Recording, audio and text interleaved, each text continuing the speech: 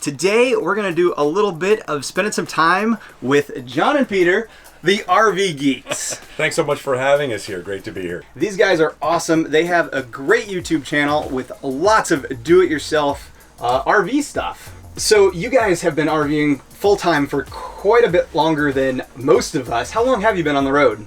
This coming April will be 16 years. Wow. Yeah. Full-time, the whole time. Full-time the whole time. We made the clean cut from the house. We bought an RV, parked it in the driveway, put a for sale sign up, it sold, and we drove away and never went back. That's incredible. And how long have you been in this RV? 13 years? May will be 14 years, actually. It's so long we don't know. We have to do math. Wow. Yeah, it'll be that's right. It'll be 14 years this coming May. That's incredible. Well, thank you so much for inviting us into your home. This is a beautiful RV. I would not have known that it was 14 years old. So what kind of an RV, what are we in right now? This is a 2005 Mountain Air by Newmar, 43 feet long. Diesel pusher. And it was a replacement for our 39-foot Bounder diesel, which was an 02. We had that for 2 years, long enough to know what we wanted in an RV. The advice we always give: don't buy your lifetime RV first. That'll be your second one. That's right. And that's what this is. And we've been in it so long because we made good decisions based on our experience. We've always been in fifth wheels. We're in our second one. Our first one was not our correct fit either. But I don't know a whole lot about Class A's. What is it like to drive one of these units? It's honestly not that much different than driving your car, other than having to be aware of the incredible length, obviously. But it really does handle very similarly to just a typical big car. The tow follows right along behind, so you don't need to worry about it. On the interstate, it's fantastic. Once you start getting into small turns and negotiating around a tighter campground space, it can be a little bit more tricky, but then I turn it over to him. The reason I wanted John to answer that question first is because my background is in not only bus driving, but driving instructing.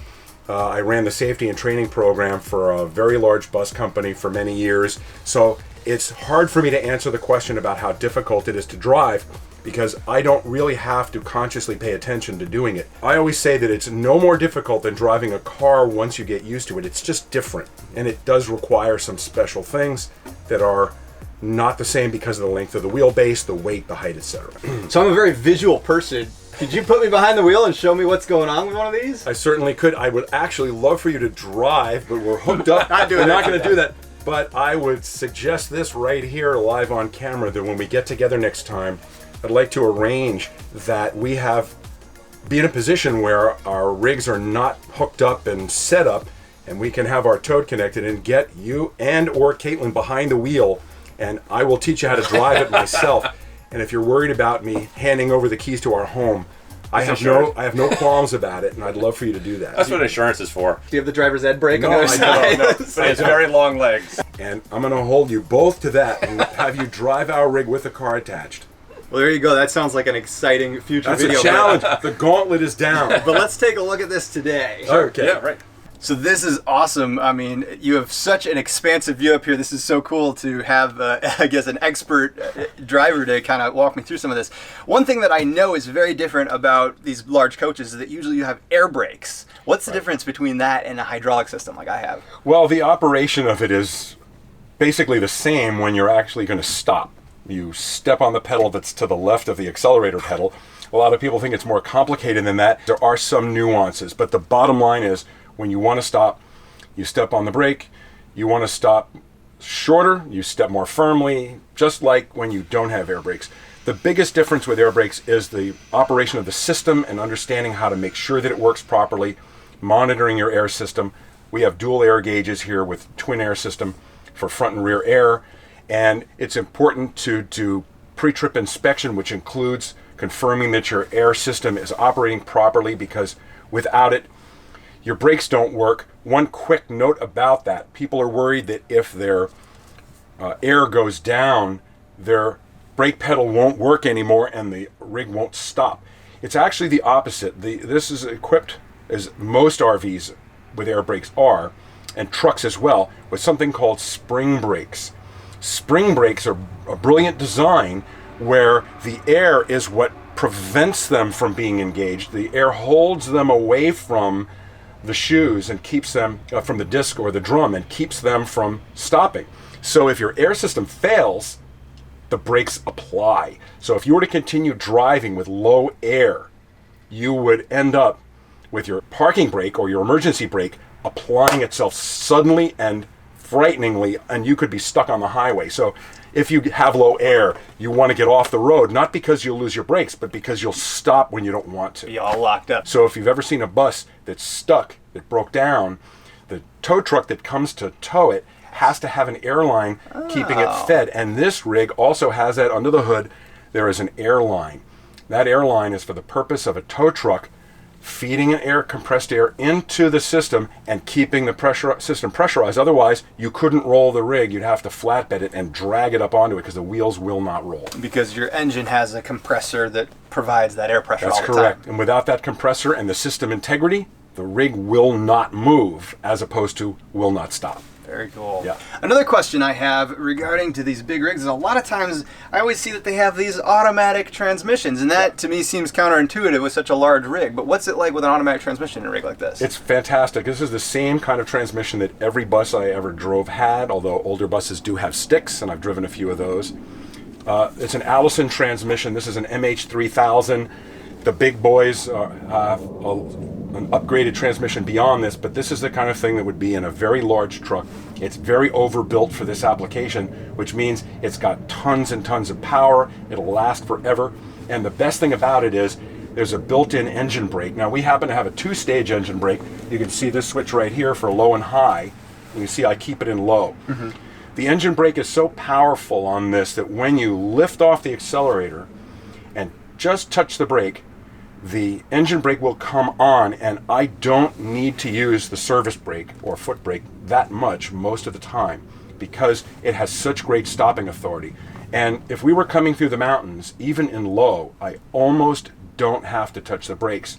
The steepest grade, we could get on an 18%, 20% grade, and I don't have to use the brakes. It will just safely hold us down. There's no fear, no sweat, no problem. Now, this coach is a tag axle coach, and I see over here you have a tag axle dump button. What is a tag axle, and what does that button do? Tag axle is the extra set of wheels behind the drive wheels in the back. It means we have 8 wheels and 8 tires. It's only there to support weight. It also stabilizes the rig on the highway a little bit. Gives you a more planted and stable experience on the road.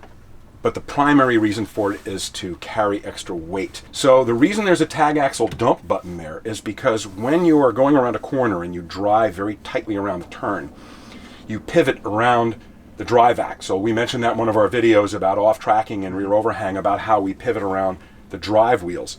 Well, what that does is the front wheels are turning and they roll smoothly, but the tag axle does not turn on this rig. Some do. Some are steerable, but these are not.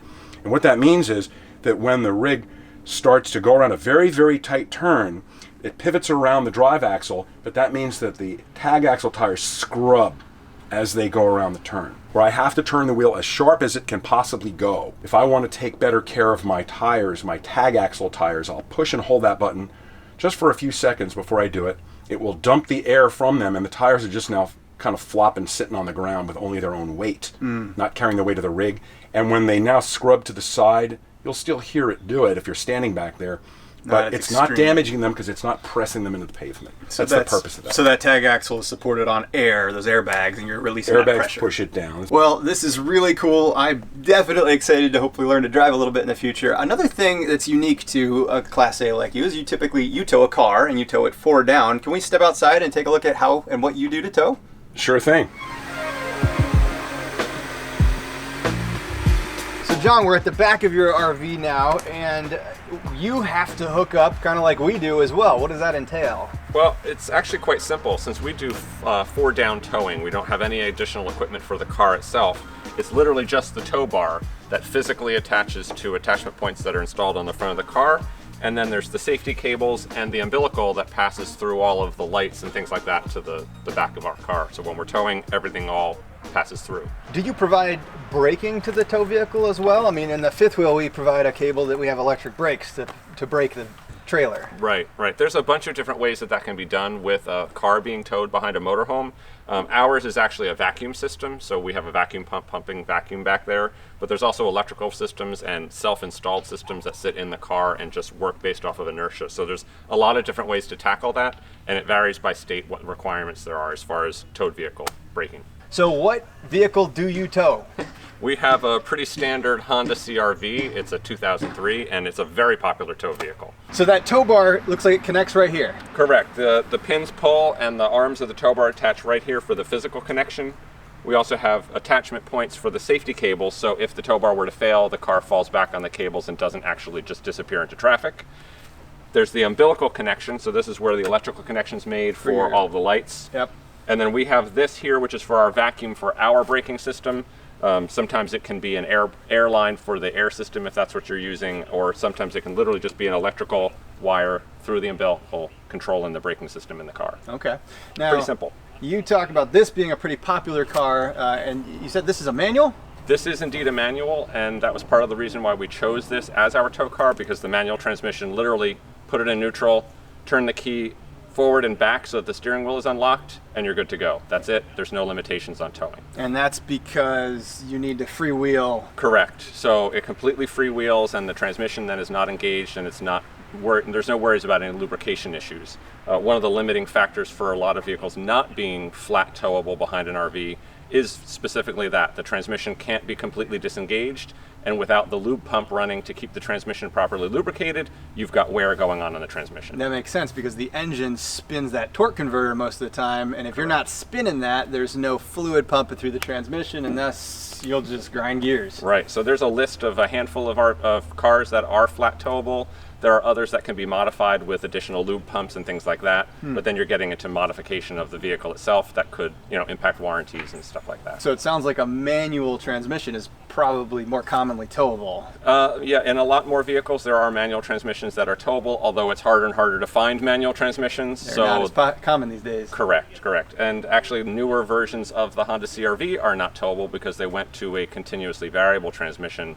Same problem. Mm-hmm. So if somebody did want to select a vehicle to tow, how would I figure out which one I can actually tow behind a motorhome? The Motorhome magazine comes out every year with the dinghy towing guide, and in that they list all of the vehicles that are flat towable and then what limitations, if any, there are to that. So some have a time limit where you have to stop and run the transmission through gears.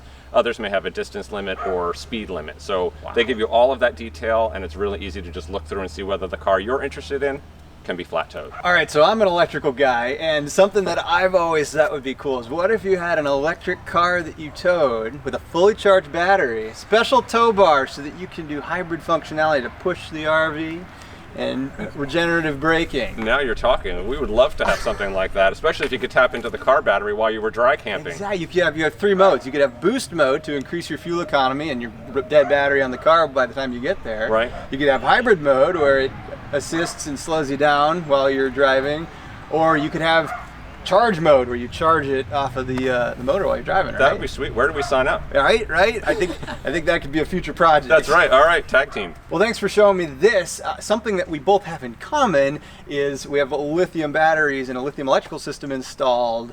I'd love to take a look at what you guys have done. Let's go take a peek.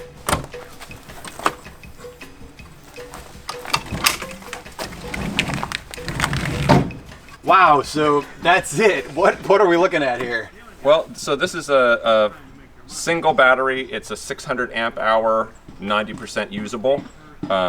It is a self-contained unit that includes not only insulation but heating element as well. So mounted here in an open bay, it actually will monitor temperature and warm itself if it gets to freezing so that it can still take a charge. That was one of the biggest problems we had in figuring out how to go from flooded lead acid and then AGM to lithium, is the fact that this compartment is completely exposed to the elements, and if it gets below freezing out, lithium batteries, as you know, can't be charged below freezing, and this, because of the heater that's built into it, the heated blanket that's in it, this could be mounted here, and we didn't have to move our lithiums indoors or insulate this compartment somehow. So this is a Xantrex Freedom E-Gen battery.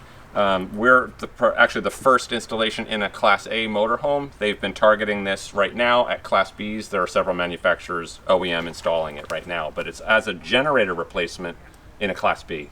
Right, they use a very high amp alternator to create the power needed to charge it on a Class B. Without Here, a generator. right, so they don't need a generator. They use the engine to do it. Here, this is obviously reducing our need to run our generator exactly as your lithium does with solar feeding it. So is there a BMS, battery management system, built into this battery, or is it external? The BMS for this battery is actually external. It's mounted on the wall over here. Okay. And so the control cables feed over to that, and then that feeds into the rest of the system. Do you have a specific inverter that uses this, or can anything use it? I mean, Well, yeah, technically anything can use it. So the BMS obviously is the brains, and as long as the charge profile is configured correctly, then the BMS handles the rest. But because this is a Xantrex product, we also have a Xantrex inverter charger, and so it feeds into the Xanbus network in order to work more closely with all the other components of the system. This is not retail available yet, that's correct. So only to OEMs at the moment. so you'd say you guys are a case study? We are. Right, this Class was- A case study. This was put in as the first installation as a showcase and case study for this technology done at the Xantrex facility in Burnaby, British Columbia. We did a video about that where we showed it actually being done, and this was not a DIY project. This was a professional installation where we were allowed to help. So we chose to go with lithium for a whole number of reasons. Why did you choose to do this? I'm going to guess it was for many of the same reasons. Our biggest question we get, maybe like yours, when people say, why did you spend all that money, even if they don't know how much was spent, they know it, they're not cheap. And they say, how are they going to pay for themselves? That's the equation most people think of when they think about getting a battery like this, when actually it's a quality of life issue. For us, you may be the same way. We have this rig to go out into remote places, off the grid, in peace and quiet. And we don't want to be running our generator all the time. And this, fed by a healthy solar panel bank, will allow us to run our generator far less often. And that's what it's about. Not, is this less expensive over time than staying with AGM or lead acid. I would assume a lot of the reason is that you could not have gotten that much power in the space that you had allotted for it any other way. Correct. If we This were to equals- stay in a flooded lead acid battery world, we would have had to significantly expand the storage space in order to fit the batteries we needed to get that kind of power capacity. So yes, This battery actually is just slightly larger than 4 flooded lead acid or AGM, which are the same size. It's a little taller and just slightly longer than 4 of them, but it has the power, the storage ability of 10 AGMs. and it weighs 100 pounds less than 4. People also ask, why did we put AGMs here? These batteries are for the Starting the engine, correct. engine. Right. Chassis, house. Now, I know that a lot of coaches and boats that have dual systems for starting the engine and a house system, sometimes you can parallel those systems so you can start the engine from the house batteries. Can you do that with this or not? Yes, the battery boost switch Right. on the dash will actually join the 2 battery systems together in order to allow the house battery to provide extra oomph. And of course, since this is a really high-powered lithium, it does actually have the capacity to boost if we needed it. That's pretty cool. That's something I clearly can't do because we're a 24-volt battery and we just fry the starter instantly. Yeah, we That call, would be an impediment. we call that the panic switch. If you turn the key and nothing happens, then you panic, hold that button down, turn the key again, and this will start the rig. That's pretty cool. Yeah.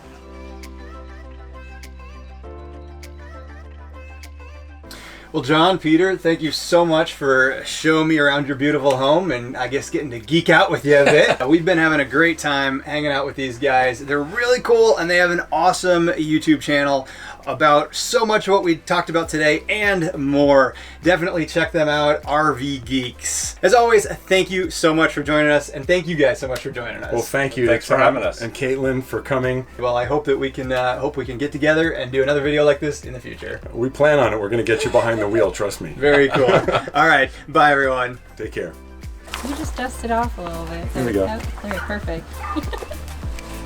Hold on, I'll come from this side. Perfect. Beautiful.